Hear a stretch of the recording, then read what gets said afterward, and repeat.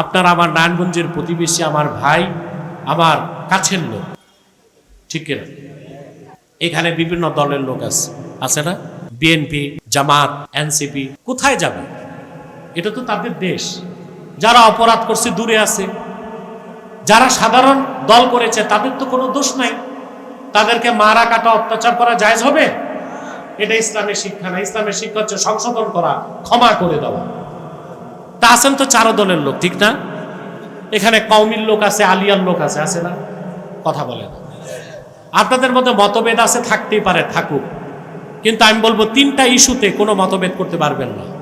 ইসলামের সুমহান স্বার্থ রক্ষায় ঐক্যবদ্ধ থাকবেন, মুসলমানদের মৌলিক দাবিগুলো আদায়ে ঐক্যবদ্ধ থাকবেন, আর বাংলাদেশের স্বাধীনতা রক্ষায় ঐক্যবদ্ধ থাকবেন। পারবেন তো ইনশাআল্লাহ? বাংলাদেশে ইসলাম ও মুসলমানের বিপক্ষে চক্রান্ত করে যাচ্ছে তিনটি অমুসলিম সম্প্রদায়। তার মধ্যে সবচেয়ে নিকৃষ্ট হচ্ছে কুখ্যাত কাদিয়ানি সম্প্রদায়। নিঃসন্দেহে তারা কাফের এবং অমুসলিম। তাদেরকে যারা কাফের বলবে না তারাও কাফের, কারণ তারা আল্লাহর আখিরি নবী মুহাম্মদ সাল্লাল্লাহু আলাইহি সাল্লাম আল্লাহর শেষ নবী এই কথা বিশ্বাস করে না। সেজন্য তারা কি? তাদেরকে যারা কাফের বলবে না তারা কি? ভূমিকাতে একটি কথা বলবো, যারা এখানে এসেছেন পার্থিব কোনো স্বার্থ আছে? জাগতিক, রাজনৈতিক? যারা আসতেছেন তারা সামনে এসে ফাঁকা জায়গা পূরণ করেন। রাজনৈতিক, আর্থিক, সামাজিক? আমরা এসেছি আল্লাহ তার হাবিবের সন্তুষ্টির জন্যে, আল্লাহর কোরআন থেকে জ্ঞান অর্জন করতে। এতে কিছু কি পেয়েছি আমরা বিনিময়? আরে কথা বলেন। আমরা এই যে ইলম শিখতে এসেছি, আমাদের সগীরা গুনাহগুলো মাফ হয়ে গেছে, রইল কবিরা গুনাহ। এটার কি হবে? এটা মাফেরও ব্যবস্থা আছে। একটু পর আমি আপনাদেরকে নিয়ে মুনাজাত করব কিনা? এককভাবে না, সম্মিলিতভাবে। এককভাবে দোয়া কবুল হতেও পারে, আর সম্মিলিত দোয়া গ্যারেন্টি আছে। আমি একটা হাদিস শোনাচ্ছি। আল্লাহর হাবিব সাল্লাল্লাহু আলাইহি ওয়াসাল্লাম ইরশাদ করেছেন, মা রাফা কওমুন আকুফাহুম ইলাল্লাহি তাআলা ইয়াসআলুনাহু শাইআন ইল্লা কানা হাক্কান আলাল্লাহি আইয়াদা ফি আইদিহিম আল্লাযী সাআলুহু। আল্লাহর হাবিব ইরশাদ করেছেন, আমার উম্মতের কোন একটি দল যদি সম্মিলিতভাবে আল্লাহর কাছে হাত তুলে কিছু চায়, আল্লাহর উপর হক হয়ে যায়, তারা যা চায় আল্লাহ তাদের হাতে তাই ঢেলে দেয়। খুশি আছেন? তাহলে যদি আমরা হাত তুলি, দোয়াও কবুল হবে, তওবাও কবুল হবে। তওবা কবুল হলে কবিরা গুনাহ মাফ হবে। এই বিশ্বাস আছে? খুশি আছেন? বেজার কে? শয়তানের এখন একটা প্রোগ্রাম চালু হবে, মুনাজাতের আগে উঠানো যায় কিনা? আমরা এই সুযোগ দিব? আমাদের প্রধান অতিথি সিটি কর্পোরেশনের মাননীয় প্রশাসক, তিনি কিন্তু অসুস্থ, আপনারা জানেন। প্রধান অতিথিরা কিন্তু বক্তব্য দিয়ে চলে যায়। তিনি বলেছেন সারাটা সময় থাকবেন। তা আপনারা জোয়ান মানুষগুলোর অবস্থা কি? নেক নিয়ত করতে পারি? আমরা নিয়ত করছি কিছুক্ষণ পরে আজকের মুনাজাত করে গুনাহ মাফ করে নিষ্পাপ বেহেশতি আল্লাহওয়ালা হয়ে বাড়ি যেতে চাই। কারা কারা হাত তুলে আল্লাহ তাআলাকে দেখেন?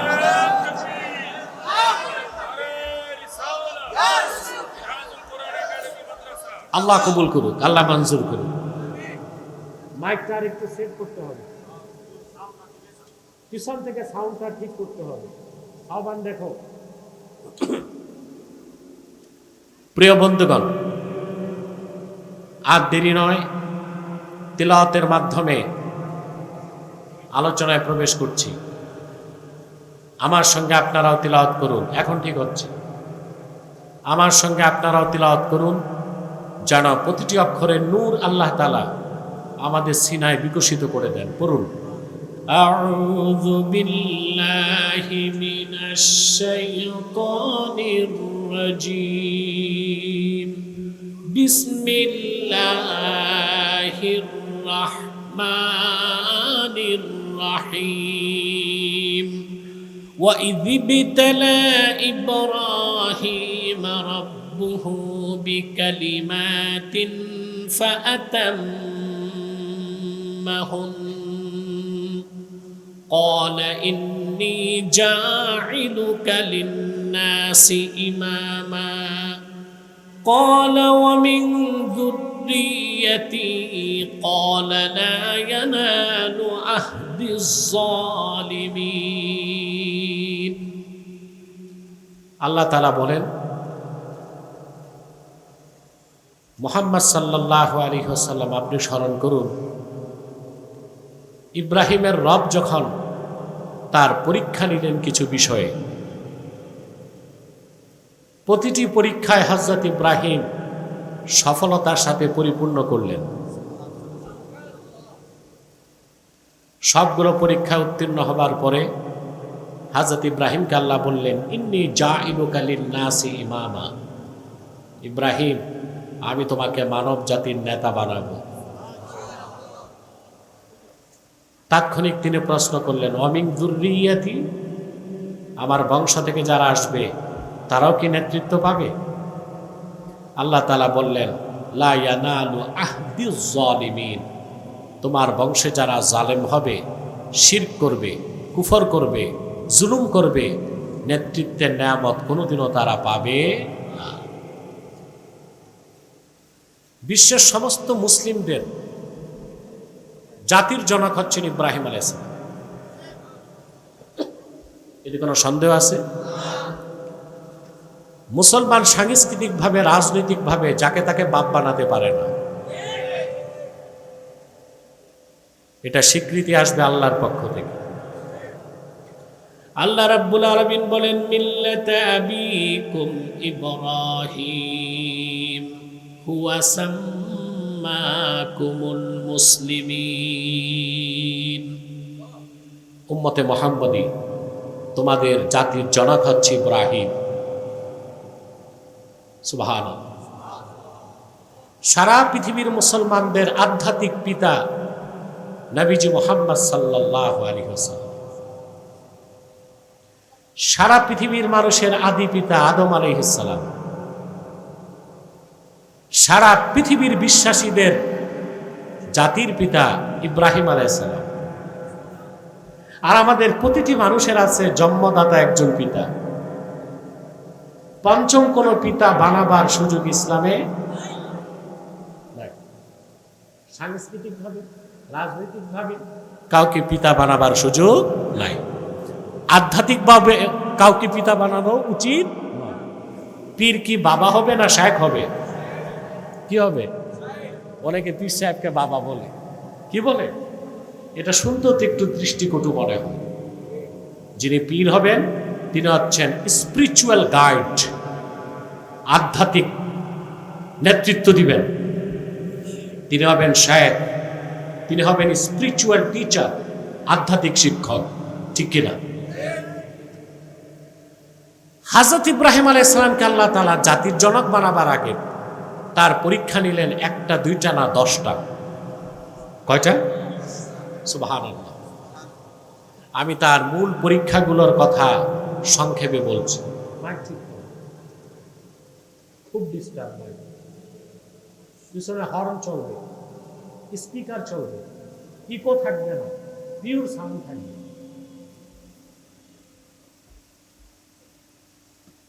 মনোযোগটা আমার দিকে থাকুক হযরত ইব্রাহিমের প্রথম পরীক্ষা নিলেন আল্লাহ তাআলা আকলে সালিম সুস্থ জ্ঞানের পরীক্ষা সুবহানাল্লাহ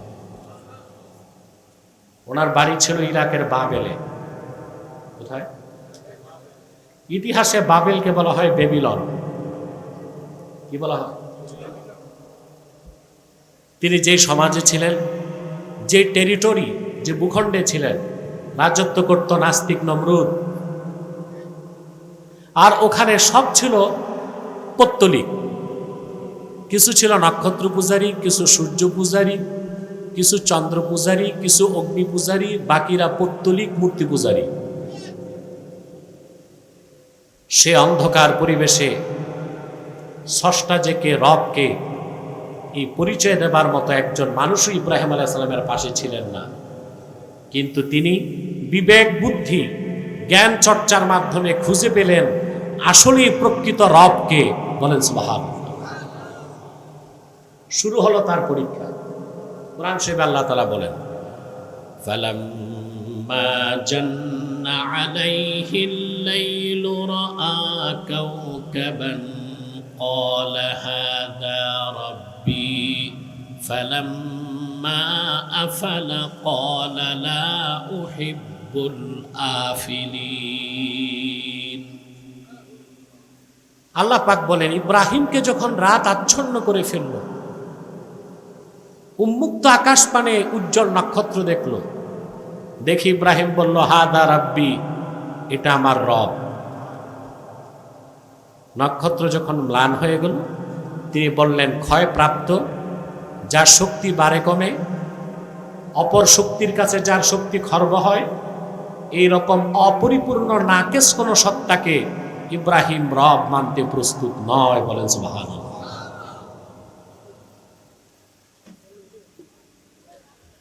فلما رأى القمر بازغا قال هذا ربي فلما أفل قال لئن لم يهدني ربي لأكونن من القوم الضالين। তারপরে তিনি দেখলেন চাঁদ। চাঁদ দেখে বললেন, এটা আমার রব। চাঁদ যখন ম্লান হয়ে গেল, তিনি বললেন, আমার রব যদি আমাকে হেদায়েত না করতেন, আমিও পথভ্রষ্ট হতাম। দেখলেন সূর্য। فلما رأى الشمس بازغة قال هذا ربي هذا أكبر فلما أفلت قال يا قوم إني بريء مما تشركون। আকাশে উজ্জ্বল সূর্য দেখে তিনি বললেন, এটা সবচেয়ে বড়, এটা আমার রব। সূর্য যখন ডুবে গেল, তিনি বললেন, হে আমার সম্প্রদায়, এই চাঁদে নক্ষত্রে সূর্য একটা রব নয়। তোমরা মহান আল্লাহর সাথে যেগুলোকে শরীক করো, ওই সব জিনিস থেকে আমি ইব্রাহিম পবিত্র। বলেন সুবহানাল্লাহ।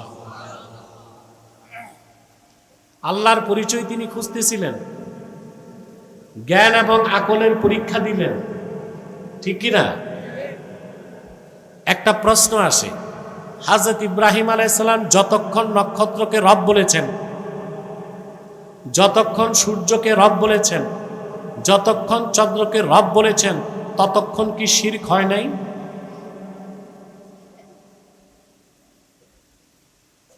প্রশ্ন আসে না? ততক্ষণ কি শিরক হয়েছে? আল্লাহর পক্ষ থেকে প্রেরিত কোন একজন পয়গম্বর নবুয়ত পাওয়ার পরে তো প্রশ্নই আসে না। নবুয়ত লাভ করার আগেও শিরক কুফর তো দূরে থাক, একটা কবিরা বা সগীরা গুনাহ করে নাই। শিরকের তো প্রশ্নই আসে না। একজন মুফাসসির না বুঝে বিভ্রান্তিকর ব্যাখ্যা করছেন। তিনি লিখেছেন, हजरत इब्राहिम भी कुछ अरसे के लिए शिर्क में मुब्तला हो गए थे। আবুল আলা মওদুদী, যে ইব্রাহিম আলাইহিস সালামও কিছু সময়ের জন্য শিরকে লিপ্ত হয়েছিলেন না। আহলুস সুন্নাল জামাতের আকীদা বিশ্বাস, আল আম্বিয়া মুনাজ্জাহুন মিনাল কাবাইরি ওয়াস সাগায়ের। আল্লাহর সমস্ত নবীগণ জন্ম থেকে সকল প্রকার কবিরা সগীরা গুনাহ থেকে পবিত্র ছিলেন। বলেন সুবহানাল্লাহ। তাদের দ্বারা শিরকের গুনাহ, কুফরের গুনাহ হয় নাই। তো কোরআন শরীফের আয়াতের জবাব কি? তিনি যখন নক্ষত্রকে বলেছেন হাযা রাব্বি, তখন ওনার সামনে ছিল নক্ষত্র পূজারীরা। তিনি তাদেরকে লক্ষ্য করে বলেছেন, হাজা রব্বি আলা জামিকুম, হাজা রব্বি ফি জামিকুম, তোমাদের ধারণা এটা আমার রব, আমার বিশ্বাস না। নক্ষত্র ডুবে গেল, চন্দ্র পূজারীরা ছিল, তিনি তাদেরকে বললেন এটা আমার রব তোমাদের ধারণায়। তারপর ছিল সূর্য পূজারীরা, তাদেরকে তিনি বললেন এটা আমার রব তোমাদের ধারণায়। এই একটাও রব না, শোনো প্রকৃত রবকে। ইন্নী ওয়াজ্জাহতু ওয়াজহিয়া লিল্লাযী ফাতারাস সামাওয়াতি ওয়াল আরদা হানিফাও ওয়া মা আনা মিনাল মুশরিকিন। এই কথাটা প্রত্যেকদিন নামাজে আমরা পড়ি। আরে বাবা, মাহফিলটারে তো কবরস্থান বানাই দিয়েছেন, বলেন, কথা বলেন, নামাজে পড়েন প্রতিদিন, প্রত্যেক নামাজে, ফরজ হোক, ওয়াজিব হোক, সুন্নত হোক, নফল হোক, পড়েন কিনা? কিন্তু হযরত ইব্রাহিম যে কাইফিয়াতে এই কথাটা বলেছেন, সেই কাইফিয়াত আপনার থাকে না, সেজন্য আপনি নামাজও পড়েন, সুদও খান, নামাজও পড়েন, ঘুষও খান, নামাজও পড়েন, বিচার আচারে বসে দুই দিক থেকে বাইপাস করেন। অথচ নামাজির চরিত্র হবে এতটা পবিত্র যে সে গুনাহের কাছ থেকে, অশ্লীল কাজ থেকে নিজকে রক্ষা করবে। গ্যারেন্টি কার? উতলু মা উহিয়া ইলাইকা মিনাল কিতাবি ওয়া আকিমিস সালাতা ইন্নাস সালাতা তানহা আনিল ফাহশাই ওয়াল মুনকার। আল্লাহ রাব্বুল আলামিন বলেন, হাবিব আমার মুহাম্মদ সাল্লাল্লাহু আলাইহি ওয়াসাল্লাম, আপনার উপর অবতীর্ণ কোরআন আপনি তিলাওয়াত করুন, নামাজ প্রতিষ্ঠিত করুন, আর আপনি বলে দেন আপনার উম্মতকে ইমানদারের নামাজ থেকে সকল গুনাহের কাছ থেকে রক্ষা করে। আল্লাহর কথা তো চিরসত্য, ধ্রুব সত্য, মহাসত্য, এর উপর আর কোনো সত্য। আল্লাহ বলতেছেন যে নামাজ পড়বে, অশ্লীল কাছ থেকে বাঁচবে, গুনার কাছ থেকে বাঁচবে। আর আমরা 40 বছর নামাজ পড়তে পড়তে কপালে বাটকারা, কিন্তু যত গুনার কাজ আছে সব করি। তার কারণ আমাদের নামাজ আদায় হয়, কবুল হয় না। আদায় হয়, কবুল হয় না কেন? আপনি যখন নামাজে দাঁড়ান, হযরত ইব্রাহিম যে কাইফিয়াতে ইনকিতা মিনাল খালক, গোটা সৃষ্টি থেকে সম্পর্ক ছিন্ন করে ইব্রাহিম আলাইহিস সালাম ইন্নী ওয়াজ্জাহতু বলে আল্লাহর সাথে সম্পর্ক করেছেন।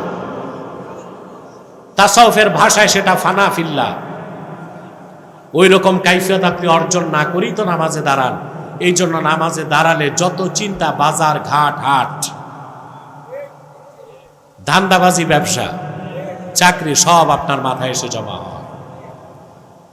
কিন্তু হযরত ইব্রাহিম যে বিশ্বাস নিয়ে ইন্নী ওয়াজ্জাহতু পড়েছেন, সেই বিশ্বাস নিয়ে আপনি যদি নামাজে দাঁড়ান, আপনার দেহের কাবা হবে, কেবলা হবে কাবা, আর আপনার দিলের কাবা হবেন স্বয়ং কাবার মালিক আল্লাহ।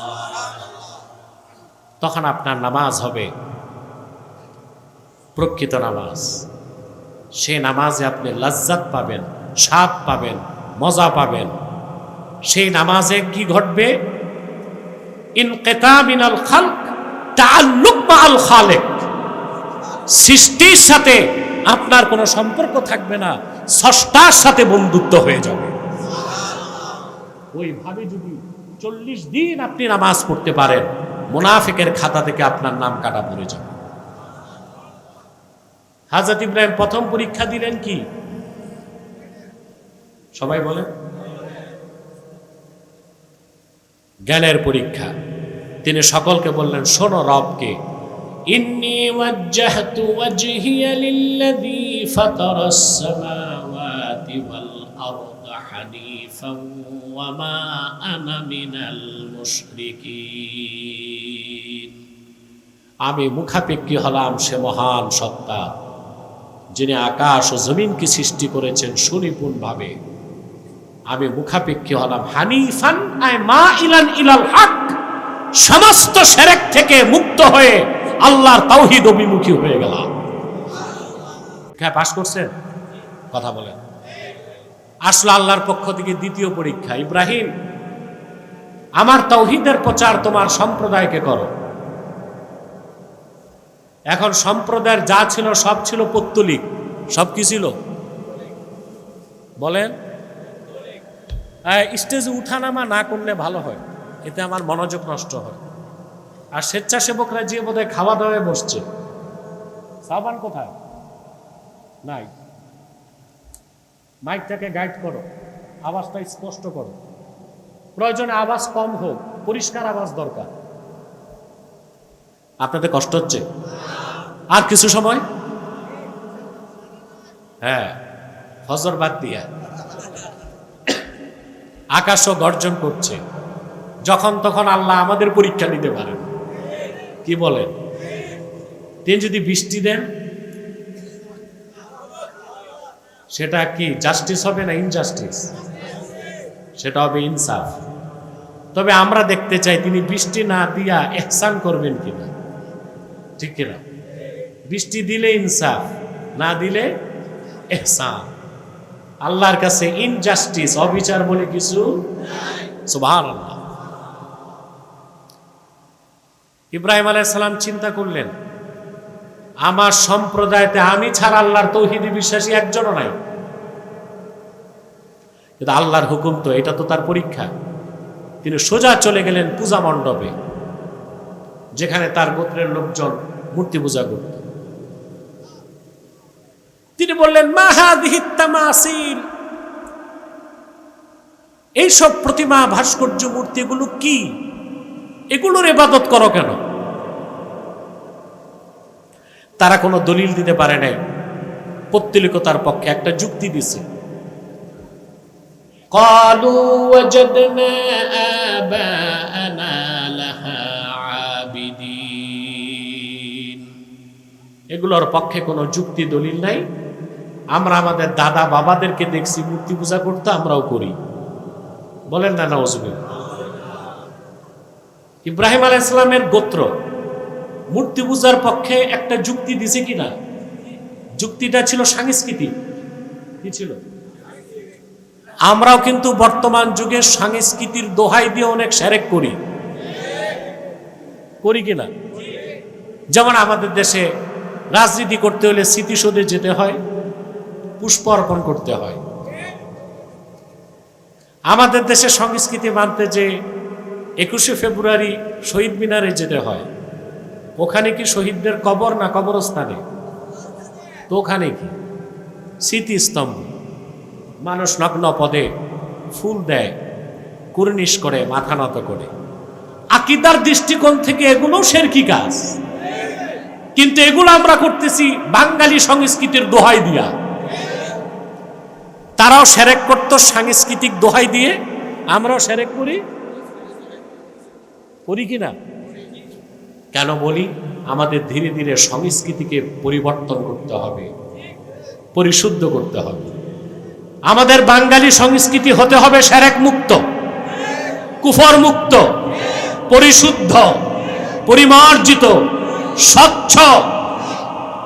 সেখানে কোনো শিরক থাকতে পারবে না। যারা বেদাতের বিরুদ্ধে ওয়াজ করে, তারা আবার এই শিরকগুলোর বিরুদ্ধে কথা বলে না। এতে তো দাওয়াত থাকবে না, এতে দাওয়াত থাকবে না। হযরত ইব্রাহিম আলাইহিস সালাম তাদেরকে বুঝায় যখন ব্যর্থ হলেন, তিনি তখন বিপ্লবের ডাক দিলেন। সুবহানাল্লাহ। বিপ্লব বুঝেন কি? প্রতিবাদ না, পরিবর্তন। 24-এ যেটা হয়েছে 5ই আগস্ট, সেটা কি অভ্যুত্থান না বিপ্লব? অভ্যুত্থান। এটা বিপ্লব হয় নাই। এই পৃথিবীতে আল্লাহর তাওহীদের পক্ষে প্রথম বিপ্লবের ডাক দিয়েছেন ইব্রাহিম আলাইহিস সালাম। তিনি বললেন, তাল্লাহি লা আকিদান্না আসনামাকুম বা'দা আন তুওয়াল্লু মুদবিরিন। আল্লাহর কসম, আল্লাহর কসম, তোমরা বাড়ি যাবার সাথে সাথে আমি তোমাদের এই দেব দেবী উপাস্যগুলোর ব্যাপারে চূড়ান্ত সিদ্ধান্ত নিব। এটা কি বিপ্লব? পৃথিবীতে বিপ্লবের ডাক প্রথম কে দিয়েছেন? সাংস্কৃতিক বিপ্লব না রাজনৈতিক বিপ্লব না আল্লাহর তাওহীদের পক্ষে বিপ্লব? সব গেছে বাড়ি। উনি একটা কুঠার হাতে নিয়া সব দেব দেবী উপাস্যের নাক কান ভাঙ্গা শুরু করলেন। কম দুঃসাহসিক কথা? নমরুদ মূর্তি পূজারী, ওনার গোত্রের সব মূর্তি পূজারী, উনি একা, ওনার কোনো দল নাই, কমিটি নাই, মিটিং নাই, কিচ্ছু নাই। এটা পরীক্ষা। সুবহানাল্লাহ বলবেন না? কুঠার একটা হাতে নিয়ে শুরু করলেন। শুধু ভাঙ্গেন নাই, কি করছেন? আল্লাহ কোরআন শরীফে বলেছেন, ফাজআলাহুম জুদাদান ইল্লা কাবীরান লাহুম লাআল্লাহুম ইলাইহি ইয়ারজিউন। সবগুলো উপাস্যকে হাতে বানানো খোদা নামের বেহুদাগুলোর নাক কান ভেঙ্গে জুজাজা টুকরা টুকরা করে দিলেন, বড়টারে রেখে দিলেন, যেন মূর্তি পূজারীরা তার কাছে জিজ্ঞেস করার জন্য ফিরে যায়। আর তখনই তিনি পৌত্তলিকতার অসারতা প্রমাণ করে দিবেন। সুবহানাল্লাহ বলবেন? এতটুকু আলোচনা থেকে একটা শিক্ষা নিব। আমি আবার শিক্ষা কি নিব এটা বলে দিই। শিক্ষা হচ্ছে, আমাদের দেশে সনাতনী হিন্দুরা আছে না, কেউ বলে তাদের মূর্তি ভাঙতে, আমরা ভাঙ্গি, তারা তাদের পরিবেশে আছে। মূর্তি ভাঙতে বলছি না, কিন্তু ইব্রাহিমের উত্তরসূরিরা মূর্তি পাহারাও দিতে পারে না। হযরত ইব্রাহিম আলাইহিস সালাম সব ভেঙ্গে একাকার করে দিয়েছেন, একটা রাখছেন। সকালবেলা সব এসে দেখে খোদাগুলোর এই দশা করলো কি? যে বিপ্লব করে সে নিজেকে গোপন রাখতে, একটা হচ্ছে আন্ডারগ্রাউন্ড ওয়ার্ক, গোপনে থেকে কাজ করা। বিপ্লবের আগ পর্যন্ত কাজ গোপন থাকে, বিপ্লবের ডাক দিলে আর গোপন। লোকেরা চিনে ফেলছে কাজটা কে করছে। ক্বালু সামি'না ফাতান ইয়াযকুরুহুম ইউকালু লাহু ইব্রাহিম। ওরা বলল, একটা যুবকের নাম শুনেছি, এই মূর্তি পূজার বিরোধিতা করে, সে ছাড়া কেউ করে নাই, তাকে মানুষেরা ইব্রাহিম বলে ডাকে। সারা দেশ তোলপাড় হয়ে গেল। বিপ্লবের আওয়াজ সারা ইরাক, পারস্য, বাবেলে ছড়ায় গেল। খেপে গেল নমরুদ। নমরুদ তার ক্যাবিনেট নিয়ে বসছে। নমরুদের ক্যাবিনেট ছিল না? ফেরাউনের ছিল না? এখনো আছে না? তবে নমরুদ আর ফেরাউনের গণতন্ত্র ছিল না, স্বৈরতন্ত্র ছিল। আর এখন আপনাদেরটাই গণতন্ত্র, ঠিক কিনা?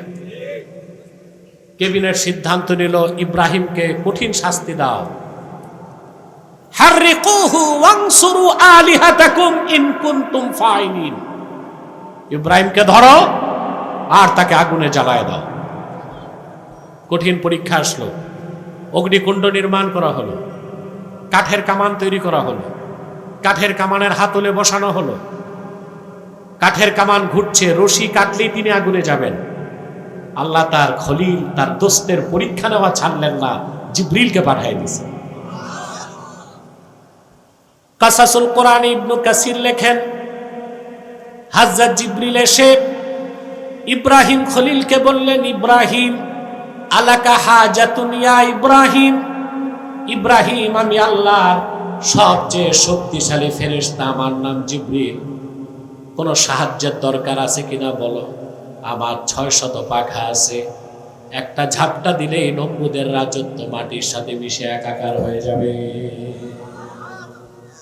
আলাকা হাজাতুন ইয়া ইব্রাহিম, সাহায্য লাগবে কিনা বলো। হযরত ইব্রাহিম বুঝলেন এটাও পরীক্ষা। সুবহানাল্লাহ। তিনি পাল্টা জবাব দিলেন, হাজাতুন ইলাইকা আও ইলাল্লাহ, সাহায্য কি তোমার কাছে চাইবো, না যে আল্লাহর ভালোবাসায় তার তাওহীদ প্রতিষ্ঠার জন্য আগুনে যাচ্ছে সে আল্লাহর কাছে চাইবো? জিবরিল চলে গেছে, পরীক্ষায় তিনি পাস, রশি কেটে দেওয়া হলো, চলে গেলেন তিনি আগুনে। আগুন তার গায়ে স্পর্শ করার আগে তিনি পড়তে লাগলেন, হাসবিয়াল্লাহু ওয়া নি'মাল ওয়াকিল, আল্লাহই আমার জন্য যথেষ্ট, তিনি সর্বোত্তম অভিভাবক। বুখারী শরীফের হাদিস, আল্লাহ রাসূল সাল্লাল্লাহু আলাইহি ওয়াসাল্লাম ইরশাদ করেছেন, হাসবিয়াল্লাহু ওয়া নি'মাল ওয়াকিল ক্বালাহা ইব্রাহিম হিনা উলকিয়া ফিন-নার, হযরত ইব্রাহিমকে যখন আগুনের কুণ্ডলিতে নিক্ষেপ করা হয়েছে, এই পৃথিবীতে সর্বপ্রথম ইব্রাহিম পড়েছেন হাসবিয়াল্লাহু ওয়া নি'মাল ওয়াকিল। দোয়াটা মনে রাখবেন, সকাল বিকাল পড়বেন, সকালে 7 বার, সন্ধ্যায় 7 বার, দিনে রাতে 14 বার যে পড়বে 24 ঘন্টার জন্য সে লেমিনেটেড হয়ে যাবে। ঝড় তুফান, আগুন পানি, বিপদ আপদ, জাদু টোনা, বুলেট বোমা কিছুই তার লাগবে না। সুবহান। সকালে কয়বার? সন্ধ্যায়? ফজর নামাজ বাদ দিয়া, মাগরিব বাদ দিয়া, না নামাজের পরে? 3 দিন পর, আরেক বর্ণনায় 7 দিন পর, আরেক বর্ণনায় 40 দিন পর। 40 দিনের মত হচ্ছে মওযু। তাবারিতে এসছে 3 দিন বা 7 দিন পর সুস্থ দেহে হাসি খুশি হযরত ইব্রাহিম বেরিয়ে আসলেন। তা দেখে অসংখ্য লোক মুসলমান হয়ে গেল। ওনার ভাতিজা লূত আলাইহিস সালাম ঈমান আনলো। আল্লাহ লূতকে নবী বানায় দিলেন। তিনি লূতকে জর্ডান পাঠায় দিলেন। জর্ডান যেখানে আছে ডেড সি, মৃত সাগর, ওই এলাকার মানুষ ছিল সমকামী। কি ছিল? সমকামী। তাদেরকে আল্লাহ গজব দিয়েছিলেন। সেই জায়গাটা সাগর হয়ে গেছে, সাগরের পানি অত্যন্ত ভারী, সেখানে কোনো মাছ হয় না, সেটাকে ডেড সি বা মৃত সাগর বলা হয়।